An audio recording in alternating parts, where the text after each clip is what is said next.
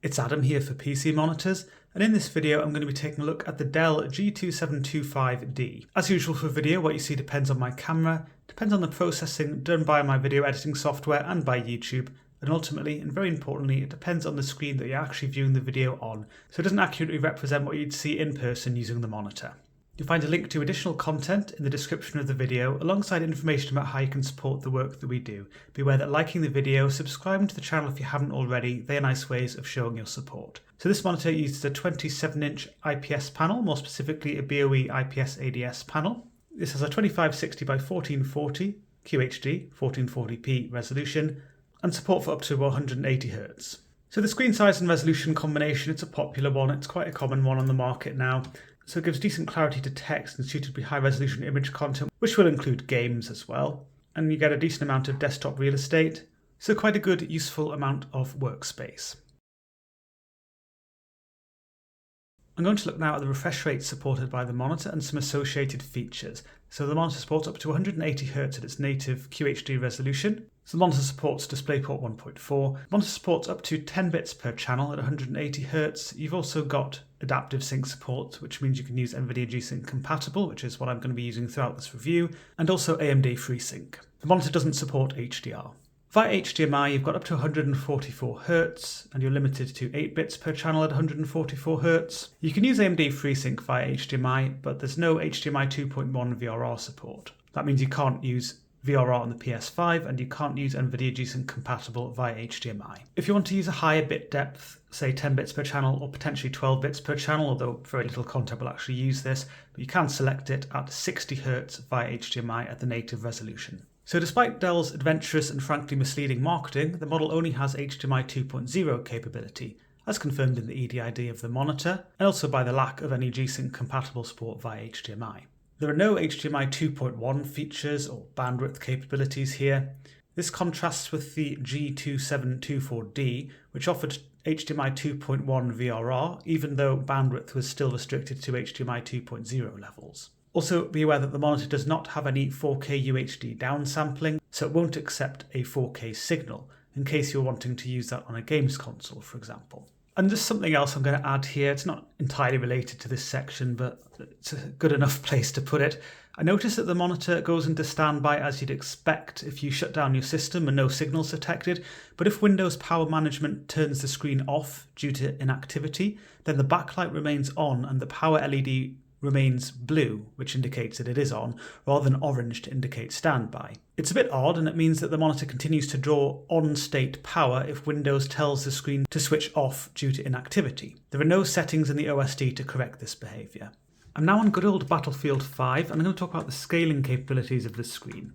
So the monitor does support a scaling or interpolation process for non-native resolutions such as the Full HD 1080p 1920 by 1080 resolution, and with a Full HD resolution it's supported at up to 120 Hz. You also have to have VRR disabled, so you can't have G-Sync enabled in the graphics driver, for example. At the moment I'm running the monitor at its full native resolution, so the QHD resolution at 180 Hz.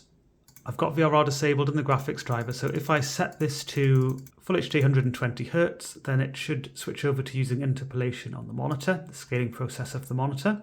And there is an important menu now available called Manual Image Adjust. It's grayed out if the monitor's not using its own scaling, if you're just running it normally at its full native resolution, or if you're using GPU scaling instead of the monitor's scaling. This has video mode adjustment, which is grayed out. I assume that's available with some non-native resolutions, but not the Full HD resolution. Perhaps it has to be a different aspect ratio other than 16:9. But there's also sharpness, which is set to 2 by default. So compared to a native 27-inch Full HD screen, things do look softer.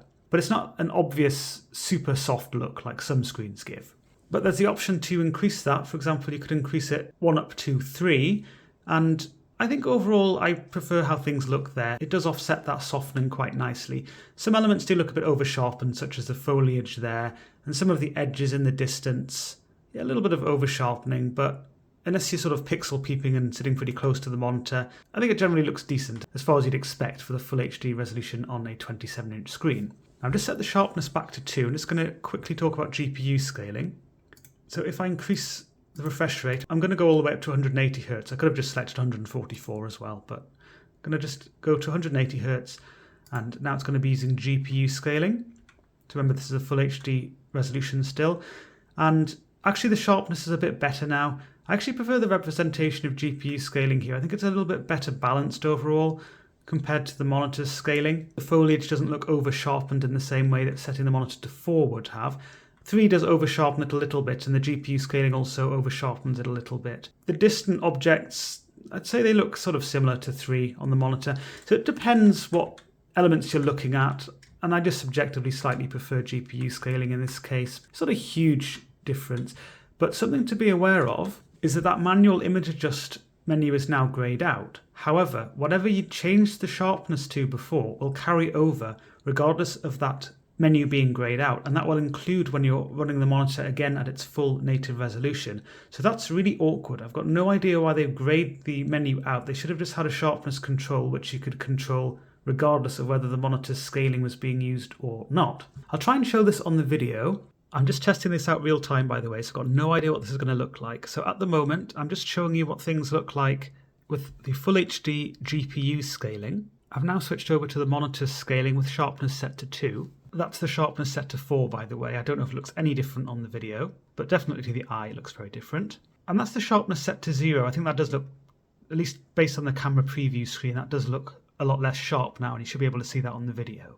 I've now switched over to GPU scaling, and it seems to have the sharpness again set to 0, even though I can't control the sharpness. I've now switched over to the native QHD, 180Hz, and the sharpness is still set to 0, even though I can't control it. And I've now corrected the sharpness. So what I've had to do is I've had to turn on the monitor scaling again, set the sharpness to 2, which is the correct default value, then go back to the native resolution that grays out the sharpness control, but it's correctly set to 2 because I set that before it was grayed out.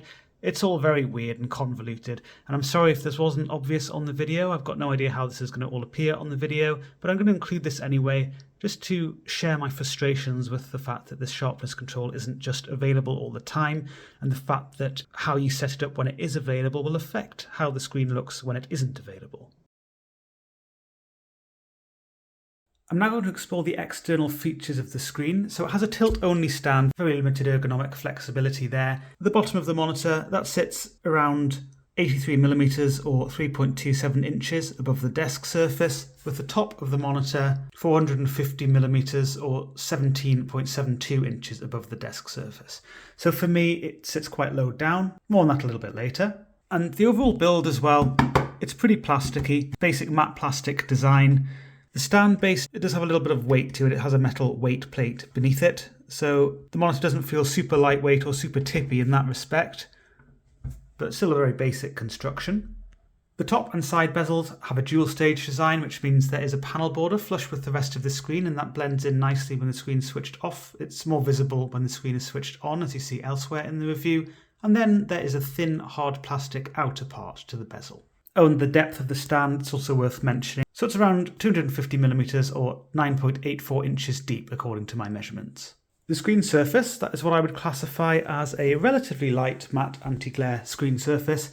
So this means it offers relatively strong glare handling, so it diffuses light quite heavily across the screen. You're not likely to get sharp reflections. You could do in some lighting, but even with fairly bright light striking the screen surface, it doesn't really offer the kind of glassy look that some lighter matte screen surfaces will give you. Anyway, I explore this screen surface a little bit later on in the contrast section of the review. Lots of matte black plastic at the rear.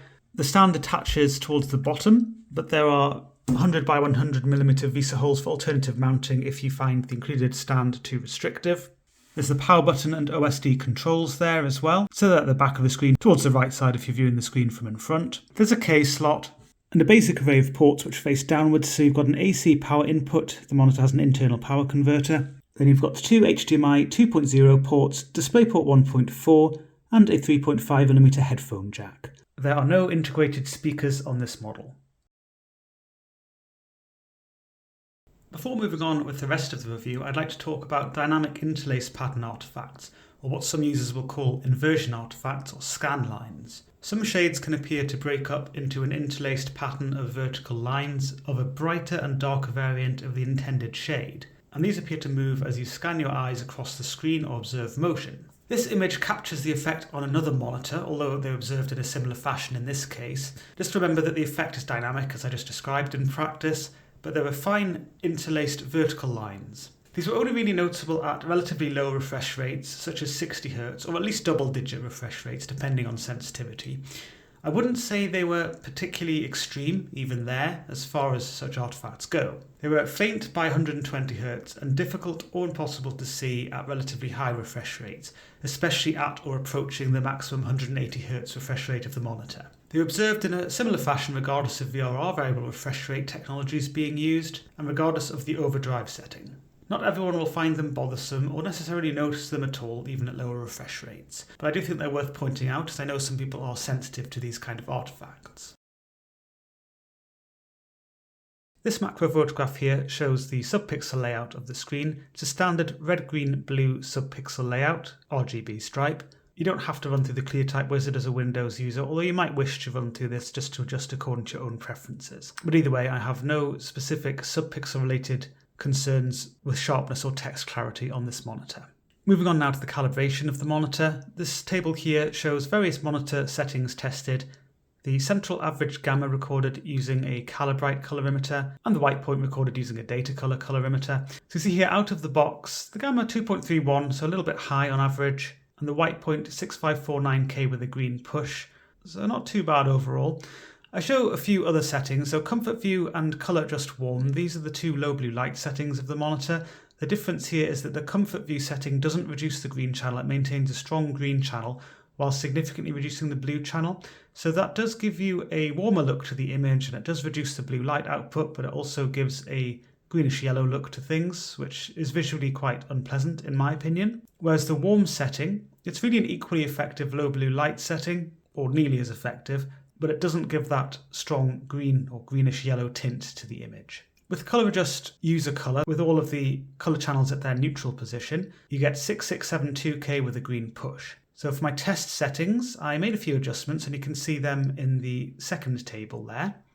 And these are also explored in the best settings video if you're interested in that. As I note there, individual units and preferences vary. These won't be optimal in all cases. ICC profiles aren't used in the review, but I have included one which was created using my test settings in the description of the video if you wish to try it out. I'm going to look at the gamma in a little bit more detail now. This is under my test settings, but it was pretty similar out of the box.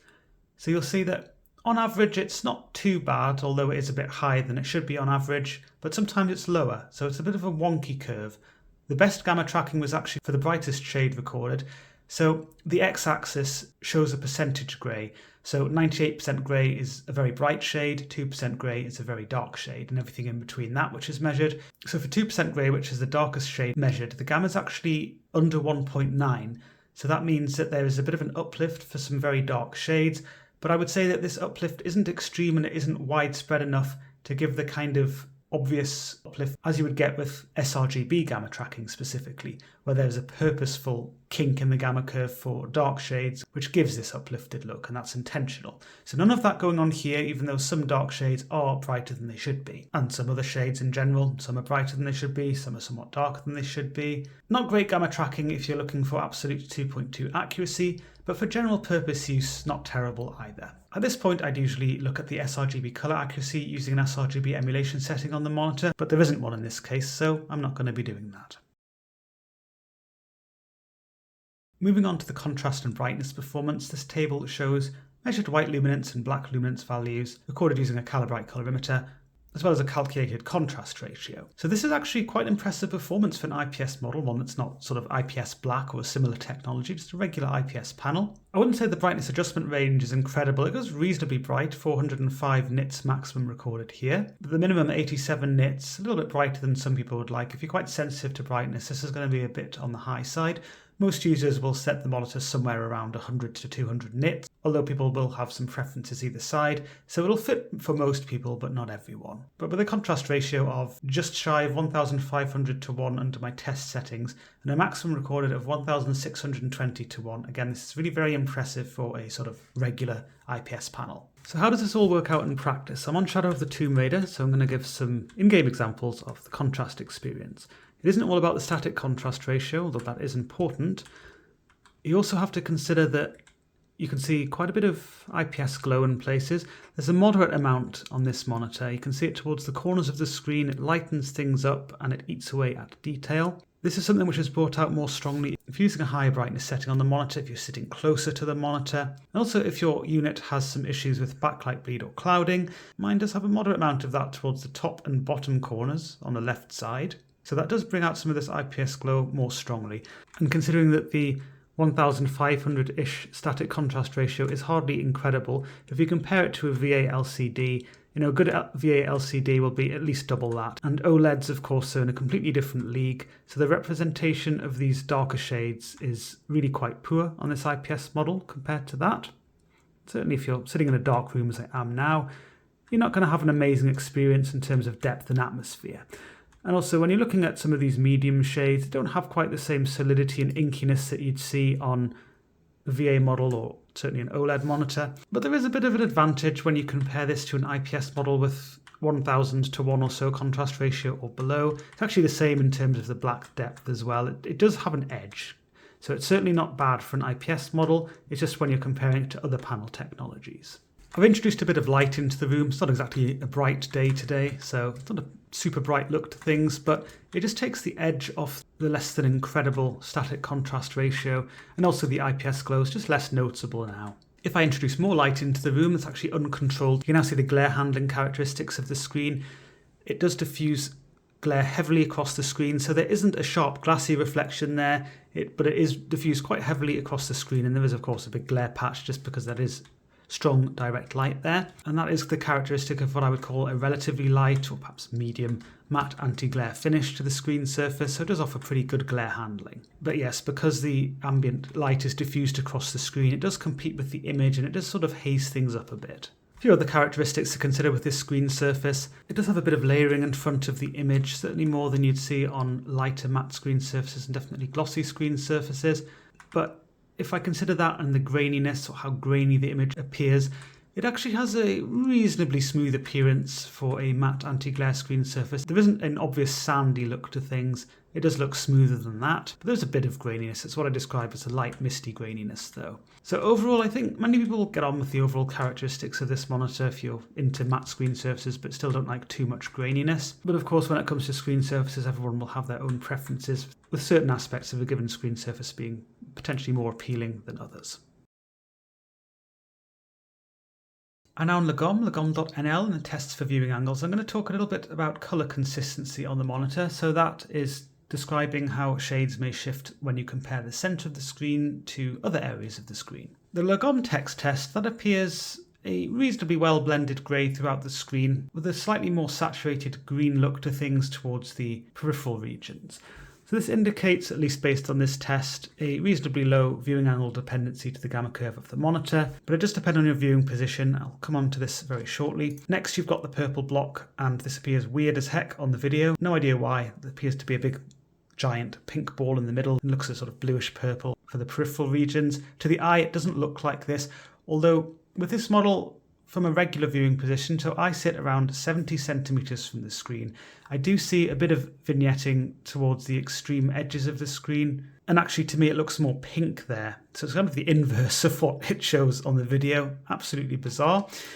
The red block, that appears a reasonably consistent rich red throughout the screen, but it does look a little bit darker towards the extreme edges. This is not a strong vignetting effect from my normal ergonomically correct viewing position, but this is important to consider because this monitor does have kind of fussy viewing angles for an IPS model. So if I sit a bit closer, or if you sit a bit closer, then the vignetting increases, and you can see this by eye. It's exaggerated a little bit on the video, but you can definitely see it to the eye as well. The other thing to consider, and this is very important, the monitor includes a fixed stand. You can tilt it, but you can't adjust the height, as I mentioned earlier in the features and aesthetics section. If I have the monitor as I usually would on my desk, it's about 3 inches or so too low for my usual chair and comfortable seating position. And that means that this vignetting effect, I can see it quite a lot towards the bottom of the screen. It really is quite strong there. Things in general just look quite a bit darker than they should, especially lower down the screen, but not only lower down the screen. And that's because the viewing angles on this are weak enough that even that has quite a significant effect on the image. So what are these little adjustments I like to make with this monitor? Well, you might have been able to see this elsewhere in the review, and that's the makeshift solution of 3 thick books stacked on top of one another to give an extra 3 inches or so of height. I could have probably done with a little bit more than that, but this was fine. This was a lot better than out of the box without any height adjustment on the screen. Obviously, it depends on your own height, your desk, and your seating position, but in my case, a height adjustable stand would have been very nice to have. And if I owned this monitor and used it as my main monitor, I'd definitely be making use of the 100 by 100mm VESA mounting capabilities of the screen. And back to Lagom just to finish things off. More of the same really with the green block. Again, it depends on your viewing position, but from an ergonomically correct viewing position, generally a green chartreuse shade throughout the screen, but it did appear a little bit darker overall towards the edges of the screen, and actually towards the extreme edges brighter, and that's because of the dual stage design of the bezel rather than the viewing angle characteristics, but the darker areas are because of the viewing angle characteristics. I'd say that the video does exaggerate this a little bit compared to what you'd see by eye, but if you're sitting a bit closer to the monitor or you're not quite in its sort of sweet spot, then you're going to be seeing this anyway. The blue block, that appears a nice royal blue shade throughout the screen. For some reason there seems to be a sort of what looks like a glare patch in the middle of the screen. I don't see that to the eye. It does look a little bit brighter actually, but whatever it is, it seems to be exaggerated or just some kind of phantom effect on the video. I'm now on Battlefield 2042 and I'm going to talk about the colour reproduction using some in-game examples. So content like this is just a game running under SDR. The monitor doesn't support any HDR. And the same if you're just browsing the internet casually, just on the desktop, you're watching a video and you're not in a colour managed environment, then if the monitor's colour gamut, as it does in this case, extends beyond sRGB, then you get extra saturation. So the colour gamut on this monitor, I measured 94% DCI-P3, and for those interested, 84% Adobe RGB. Not a massive gamut compared to some wide gamut models. It's a lot of extension beyond sRGB either way. So there's very oversaturated representation to things in the non-colour managed environments. The sky blues here have quite a bit of extra pop to them, although it doesn't have the extreme cartoonish look, which some models will give with greater Adobe RGB coverage, for example, so more extension in the green to blue region. Certainly a livelier look than you'd get with an sRGB representation. Same with the greens as well, bit of extra pop there. And the earthy browns have a bit of an orangey red push to them, not quite as neutral as they should look. And you'll see the same with skin tones as well. They have a little bit of a reddish push to them. Not extreme in this case because the gamut's not extreme, but still it is something you can notice. The monitor does not include an sRGB emulation setting, so it doesn't have an option which you can just conveniently activate in the OSD to tone everything down and clamp things closer to sRGB. There are other ways to achieve sRGB emulation, including for games like this. Remember, games are not colour managed environments. And there's an article all about sRGB emulation and the alternative methods you could use in the description of the video. Because this monitor doesn't support HDR, there's no ACM, auto color management support. But you can use the AMD driver toggle, or as an NVIDIA user, you could use No Video sRGB. So I've just enabled the No Video sRGB toggle. Things now look more as I'd expect within the sRGB color space, so more toned down, more as the developers intend within the constraints of the sRGB color space. The gamut now looks like this, so it is a bit wonky with some over coverage in places, but overall it is much closer to sRGB than the native gamut was. So it is an option if you have an NVIDIA GPU, and again if you've got an AMD GPU there's a driver side option explored in that article which you could use. As a games console user there isn't an option you can use. I do prefer to see monitor side sRGB emulation that's well tuned. That's really the gold standard for this kind of thing, but that isn't an option here. If you're using the monitor for colour critical work, what I'd say is you're going to get the best results by using the full native gamut and calibrating using a colorimeter. And when you're using colour managed applications, or ICC aware applications, they'll be able to read the correct gamut data and make appropriate corrections for you for the sRGB colour space. And if you're working within DCI-P3 with 94% DCI-P3 coverage, you're going to get decent results here, but not as good as you'd get on a monitor with more DCI-P3 coverage. As for Adobe RGB, remember I measured 84% Adobe RGB. I don't consider that high enough for accurate work within the Adobe RGB color space. And you do have to be aware again of the color consistency issues which I've raised. There is a sweet spot of the monitor, and if you're within that sweet spot, then the color consistency is pretty good. Certainly stronger than you'd see on a V8 or TN model. And I haven't really drawn this comparison. Usually I talk about this in the contrast section because IPS models have good gamma consistency, and this is all linked together. So with TN models, you've got a gradient basically where Higher up the screen, things look darker, crushed together. So the perceived gamma is a lot higher, in other words. And lower down the screen, perceived gamma is too low. Things look washed out, basically. And that extends to the dark detail as well. It's just a gradient of dark detail where things are really crushed together higher up. And there's too much dark detail. Things are too unmasked lower down the screen. With VA models, you get the black crush centrally, and peripherally, you get excessive detail in many cases. And it does depend on your viewing position and the VA panel. Some are a little bit better than others, but they're all a bit weak, even when you're sort of in the sweet spot. When you move out of the sweet spot, though, as far as IPS models go, this one is a bit weak. And I would say in general, BOE, IPS, ADS panels are a bit weak in this respect. So that's when it comes to viewing angle performance. So these shifts can be exaggerated by the camera. It's very difficult to get the settings quite right for this, but basically when you move just a little bit off angle, it quite quickly starts to have a clear loss of contrast and things just look dull. As I was mentioning before with Lagom and just the general desktop environment, obviously the same when you're viewing games or any other content. Same horizontally as well, more or less. Just kind of looks washed out, and then it just gets clear loss of contrast as you go further off angle. So again, as far as IPS technologies go, not a very good viewing angle performance, but at least within its sweet spot, if you can sit yourself within that, then you're going to get a better experience than you'll get on a non-IPS panel. And now I'm going to look at the responsiveness of the monitor. And as usual, if you're not familiar with any of the terminology I'm using or what these photos are showing, please refer to the responsiveness article on the website for more information. So these are pursuit photographs taken using Test UFO, the Blurbuster's UFO motion test for ghosting. The monitor's at 180 Hz and it's set to various different response time settings, off, 1, 2 and 3. There's also a reference screen which is a comparable fast IPS model, and that is the MSI MAG274QRF-QDE2. When you're considering the transitions shown here, you might consider 2 to be optimal. There's a little bit of overshoot, so you can see a little bit of inverse ghosting behind the UFO. It's not too bad, but as I explore with other testing, there are other transitions which are not shown here where the overshoot levels are stronger using a setting of 2. I actually prefer setting the monitor to 1, although that does slow the pixel transitions down somewhat. It still improves things compared to the off setting, and it does so without introducing overshoot, which for some transitions I do find unsightly. So let's add some colour to things. These response time figures are taken using the OSRTT Pro tool, the same tool and the same methodology used by TFT Central, although they do use their own colour coding system. And this is with the off setting, so you can see overall not a particularly convincing 180 Hz performance. Pixel transitions are a bit slow, so their initial response time readings given in that first table there, the average initial time is 6.6 milliseconds, so not great for 180 Hz, but there is no overshoot.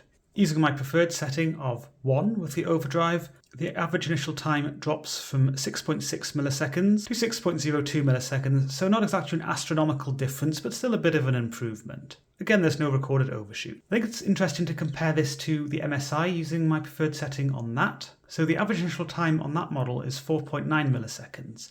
So basically it is faster. There was a little bit of overshoot, but it's pretty constrained to just a small number of transitions, and in practice I didn't find it bothersome.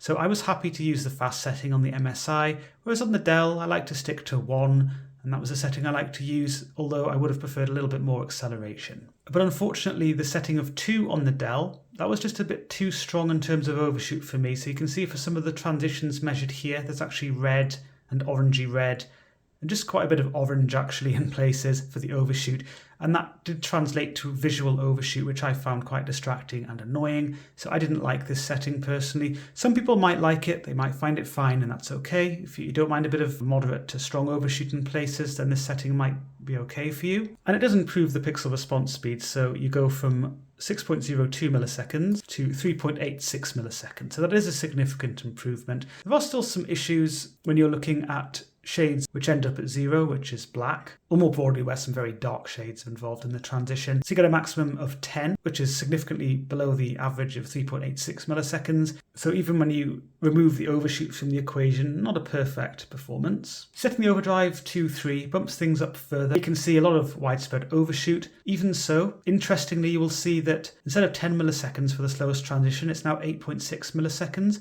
although it's managed to achieve that without inducing overshoot. With both the MSI and this Dell, which share similar panels, I've noticed that the overdrive could have been a bit more selective, and it could have improved the transitions for the first column here without adding a lot of overshoot. So I'm not sure exactly why they don't speed these up a little bit. Perhaps it really is a delicate balance, and if they push things much more, it just suddenly gives you loads of overshoot. I don't know. I'm not a panel engineer. I don't really know exactly how that would work. But just looking at the figures here, you can see an obvious difference in overshoot and response time between sort of red for response time, green for overshoot, and green for response time, red for overshoot, depending on the transitions you're looking at. Either way, though, this setting of 3 really does give far too much overshoot.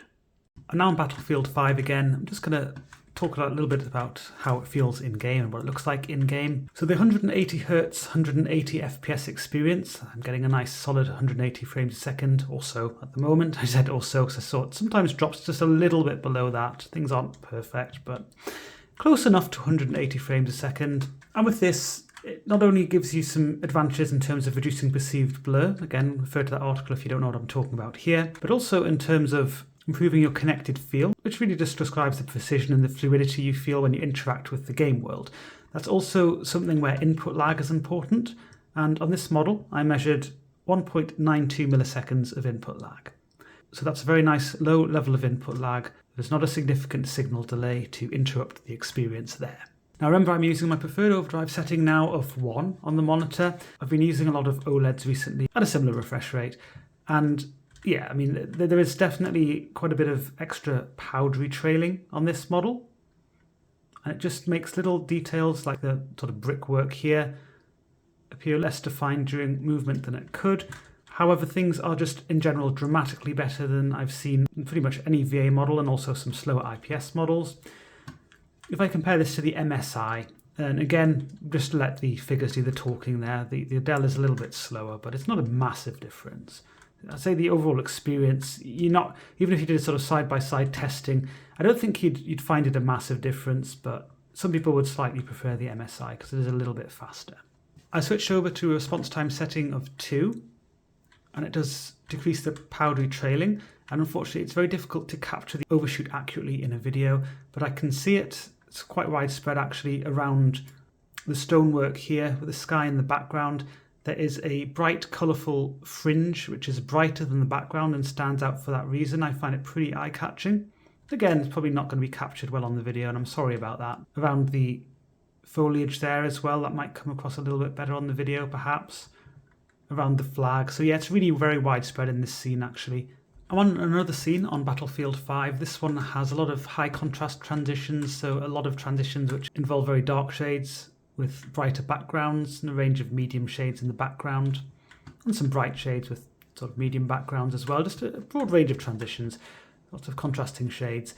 And I'm still using the setting of 2 at the moment, and I can see quite a bit of overshoot again, a bit of colourful fringing around the trees and the flag post, which I don't much like, and the makeshift roof as well. But some people will find this tolerable, and it does depend on the kind of games you're playing. So this setting could work for you. A lot of it actually around the light there. So this is darker than the sky, and it's what I like to call dirty or shadowy trailing. Very unsightly in my opinion, but again, depends on the content, depends on your sensitivity. You might find this setting okay, but I don't, so I'm going to go back to the setting of 1. And yes, that does slow things down, as I've already talked about. So for the makeshift roof there, a bit of powdery trailing, just in general, a little bit of extra perceived blur because of the powdery trailing. But this scene would look so much worse on many VA models. It'll just be sort of the smeary trailing or black smear, whatever you want to call it. None of that here. It's not smeary trailing at all. It's just a bit powdery in places. Certainly if you're an OLED connoisseur like I am, yes, you're going to notice some weaknesses. So yes, I would have liked to have seen some response time settings somewhere between 1 and 2. But generally, for a budget IPS model, quite respectable performance here. This monitor does support VRR via adaptive sync, only via adaptive sync. There's no HDMI 2.1 VRR, so you can't use VRR on the PS5, but you can use AMD FreeSync, and you can use NVIDIA G-Sync compatible on PCs and compatible Xbox games consoles. The monitor has a VRR range of 48 to 180 Hz, and if it goes below that, so for example the game is running at 40 frames a second, then LFC, low frame rate compensation, is used, so the monitor would set itself to 80 frames a second there in that example, and that keeps tearing and stuttering at bay as well, so it keeps the frame and refresh rate appropriately synchronized to avoid tearing and stuttering from frame rate and refresh rate mismatches. And I didn't observe any particular issues with VRR flickering or anything like that, regardless of what the frame rate was doing, even if the LFC boundary was crossed. Although, as I often do observe, there was a little bit of slight stuttering when the LFC boundary was crossed in either direction. That's not specific to this model, it's something which is always observed. It isn't as obnoxious as the stuttering that you might observe without using VRR at all, though. I've got the game running at 120 Hz now, definitely a drop off in connected feel, and an increase in perceived blur just because of the drop in frame rate, but VRR is doing its thing to keep tearing stuttering at bay. In terms of pixel responsiveness, pretty reasonable 120 Hz performance. Let's just go straight into some objective testing of that. So some pursuit photographs. So there's less focus with the UFO than there was at 180 Hz, just reflecting a greater amount of perceived blur due to eye movement, and that's linked to your reduced refresh rate. But when you have a setting of 2 in particular, there's not a huge amount of trailing for these transitions behind the UFO, just a little bit of powdery trailing in places. And a setting of 3 further minimises that and doesn't really introduce much overshoot, though there's a little bit for these transitions. Remember, there's just a select number of transitions shown here. Let's look at some response time figures now. Even with the offsetting, pretty reasonable, not terrible 120 Hz performance. Average initial time 6.69 milliseconds. Certainly room for some improvement, there's no overshoot. An improvement you get using a setting of 1. So the average initial time has dropped from 6.69 milliseconds to 5.55 milliseconds, and this has come at minimal penalty to overshoot. And this particular setting is pretty similar whether you're using VRR or you're having the monitor set to a static 120 Hz. Where things get very interesting is the setting of 2.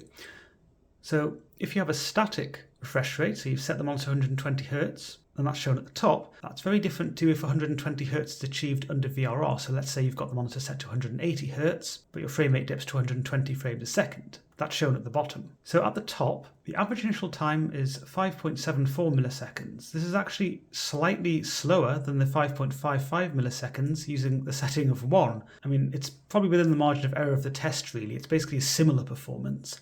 Although some transitions are a little bit faster and some are a little bit slower, just change the distribution of the response times a bit. But overall, a pretty similar performance, really. But using VRR, the average initial time drops all the way to 3.98 milliseconds, but there's a lot of overshoot. So don't worry, I will revisit the optimal settings a little bit later on. Using a setting of 3, this is with a static 120 Hz refresh rate. If you use 3 with VRR, then you have extreme overshoot, even more than was shown with the already very strong levels at 2. So static 120 Hz, average initial time 4.74 milliseconds. That's a nice drop from the 5.74 milliseconds that was observed using a setting of 2 with a static 120 Hz refresh rate, and definitely respectable 120 Hz performance. There is a moderate amount of overshoot for some transitions. It's not super widespread, nor is it super strong, so some people might find this fine, but other people may find this too much. Now got the game running at 60 Hz, 60 frames a second. The monitor's running at 60 Hz under VRR. And the experience here, I've got my preferred response time setting again of 1. It's quite good, actually. You know, there's not extreme overshoot or anything like that. Actually, not really any particular overshoot of note. And the pixel responses are competent for 60 Hz. So what do things look like objectively? Again, you can really go all the way up to 2 without any particular overshoot for these transitions of note. 3 does introduce some quite obvious colourful inverse ghosting. And for the figures, again starting with the off response time setting, your usual experience, low overshoot but slower than optimal pixel responses, although for 60 Hz not terrible. With a response time setting of 1 at 60 Hz, it does actually depend whether it's static or under VRR. Static is a little bit slower, whereas VRR will give you a little bit of overshoot, but will speed things up a little bit. Average initial time is 6.6 milliseconds static and 5.93 VRR, but both are faster than the 7.09 milliseconds, which was recorded with the off setting. Using a setting of 2, that speeds things up a bit. Static goes from 6.6 milliseconds to 5.8 milliseconds. VRR drops from 5.93 milliseconds using a setting of 1 to 3.56 milliseconds using setting of 2. But again, you can see that there is problematic overshoot using this setting of 2 with VRR at 60 Hz. Bumping up to a setting of 3, well, with VRR you get even more extreme overshoot, but at a static 60 Hz you get a moderate amount of overshoot now, but things are sped up. 5.04 milliseconds down from 5.8 milliseconds, not a massive difference. Still things just sped up a bit here. Before my head explodes, I can only imagine what you're feeling right now. It was quite overwhelming, the amount of data there. The response time settings of the monitor, they were rather confusing, but having tested this extensively, I can confirm things are even more confusing, but let's just stick to the data I've just given you just for now. So this table summarizes what I consider to be the optimal response time settings based on the kind of behavior I've shown with VRR versus static. So if you have the monitor set to 144 Hz or above, or your game is running at 144 frames a second or above when you're using VRR, setting of 1 I'd recommend, or 2 if moderate overshoot is acceptable. For 60 to 120 Hz or 60 to 120 frames a second VRR, I consider a setting of 1 to be optimal. If you have the monitor set to 60 to 120 Hz static, then I consider 2 or 3 if moderate overshoot is acceptable to be optimal. It seems that sometimes my monitor actually reacts under VRR in the way that I've been talking about with the static refresh rates. So that is to say, lower overshoot and you can get away with using a higher setting. I have no idea what's causing this. I don't know if it's a specific issue with my unit or something else is going on. It seems that perhaps if you're changing the settings quite a lot, the response time settings, and you're using VRR, or at least on my unit it did this, it seems to cause that high overshoot situation. If you just leave the settings alone or just change them infrequently, then it seems to just stick to the lower overshoot performance. So with all of this said, it's difficult to give a general recommendation, but I would say that a setting of 1 on the monitor is going to give you a decent experience, and that's what I used throughout the review when I was just using the monitor normally, because I use VRR, my refresh rate, it's usually quite close to the upper end of that, so close to 180 Hz. And with that, I still consider 1 to be optimal, or 2 if you find moderate overshoot acceptable. For lower refresh rates, you could perhaps follow the static advice here and use a setting of 2 or 3 if you find moderate overshoot acceptable. If you use a setting of 1, it isn't like you're going to get an awful performance, and if your monitor does happen to be bugging out and giving you higher overshoot under VRR, then 1 is going to keep that at bay and you're not even going to notice it, it's not going to be a problem. Whereas if it's bugging out and you're using a setting of 2 or 3, then you might notice a lot of overshoot. So it is really quite complicated. I have no idea what Dell has done here, I have no idea what's going on, and I do apologise about that, but that's all I can say about it. And just to round off this section, just to mention, there's no strobe backlight setting or black frame insertion on this monitor.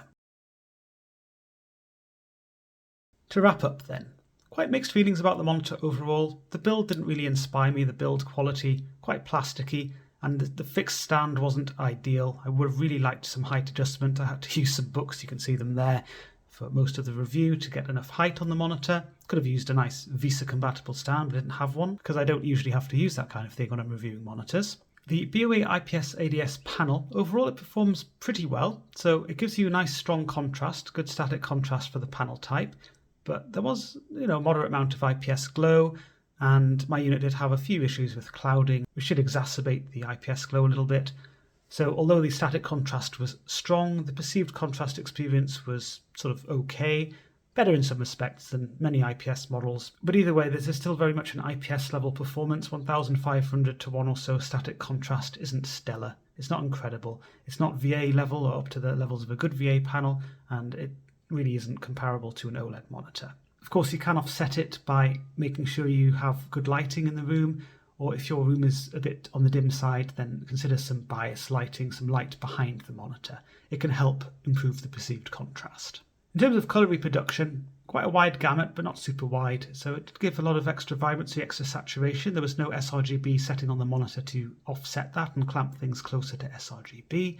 The viewing angle performance was quite weak for an IPS type panel, but more or less in line with what I've seen with other BOE IPS ADS panels. It's really not a key strength of those monitors. But if you're within the sweet spot, the colour consistency was good and certainly stronger than you'd see on a VA or TN model. But with that quite tight sweet spot in mind for an IPS type panel, it was a bit problematic because of the lack of height adjustment on the stand, at least in my case, which is really why I had to bolster things up, not just for my own neck comfort, but also because when you're looking down on the monitor, the viewing angle performance is just weak enough to make things look quite a bit duller than they should. In terms of responsiveness, the performance was good, but not class leading for 180Hz performance. Very low input lag. The pixel responses were pretty rapid without a lot of overshoot, although I would have liked to have seen a setting somewhere between 1 and 2 on the monitor in terms of tuning. When I came into VRR, the monitor performed as I'd expect in terms of adaptive sync, getting rid of tearing and stuttering from frame and refresh rate mismatches, and there wasn't any VRR flicker or any annoying interruptions like that.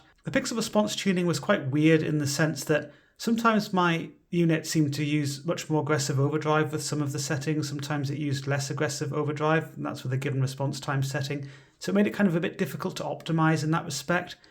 Although regardless of whether it was doing its super aggressive or not so aggressive setting under VRR, you could just use a set and forget setting of 1, and you could consider that a single overdrive mode experience, but in terms of optimization and getting every last ounce out of the monitor, in some situations some of the higher settings could get you a better performance technically, so it made it a little bit complicated. Not entirely related to responsiveness, but something I'll just slip in here when it comes to little bugs and quirks that I discovered on the monitor.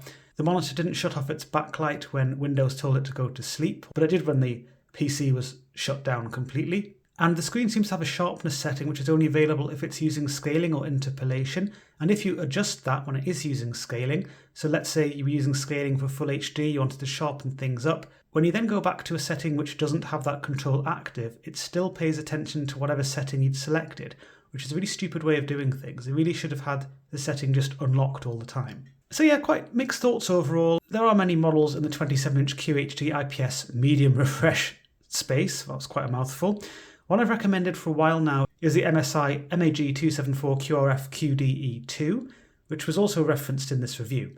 I think it's worth drawing a quick for me, comparison between these two. So both models are based on BOE IPS ADS panels. There are certainly some similar characteristics. The MSI has a quantum dot QD LED backlight, which enhances the colour gamut for greater vibrancy potential. It also has superior coverage for extended colour spaces for those wishing to work within them. Some find the more balanced spectrum provided by the QD LED backlight more comfortable as well, but most should find either model comfortable. The MSI offers emulation modes which clamp the gamut to various colour spaces, sRGB, DCI-P3 and Adobe RGB. The Dell lacks any colour space emulation settings.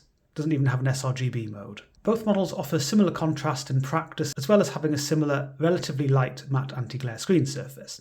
Technically, my Dell unit had slightly stronger measured contrast than my MSI model, but it wasn't a drastic difference and could be partly accounted for by inter-unit variation. The MSI offers a superior brightness adjustment range, which is 54 to 511 nits versus 87 to 405 nits recorded for the Dell. The MSI offers HDR, albeit offers a weak HDR experience, but still, some like even weak HDR for added variety when gaming, and a different look to things. It also allows you to use Windows ACM, Auto Color Management, if you wish. The MSI offers slightly better tuned pixel responses for the highest refresh rates it supports, 180Hz and thereabouts. Not an astronomical difference, but still a slight advantage to the MSI there, as covered in the review.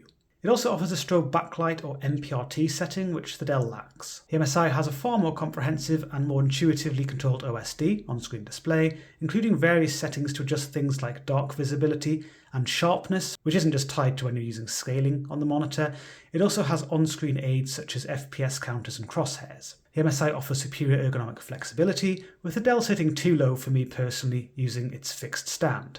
This also exacerbated some viewing angle issues I observed, as the sweet spot is relatively small for IPS models with these BOE IPS ADS panels. The MSI also offers USB functionality, don't worry I'm almost finished, including USB-C with 65 watts of power delivery and KVM functionality with easy switching. The Dell offers a more basic array of ports without USB of any type. The Dell includes 100 by 100mm VESA mounting, rather than the 75 by 75 used on the MSI. Many mounts will support both, but not all do, so the 100 by 100mm of the Dell is a bit more widely supported and technically a little bit of an advantage there.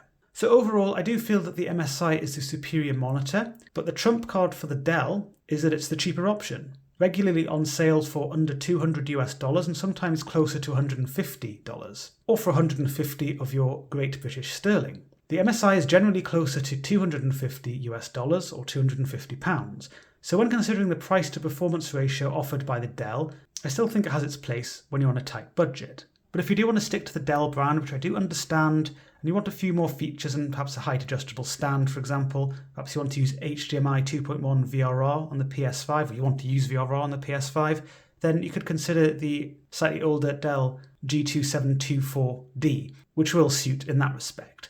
In terms of pricing, it's generally a little bit between the MSI and this Dell. So that's really all there is to the Dell G2725D. In the description of the video, you'll find additional content, as well as information about how you can support the work that we do. Be aware that liking the video, subscribing to the channel if you haven't already, they are nice ways of showing your support.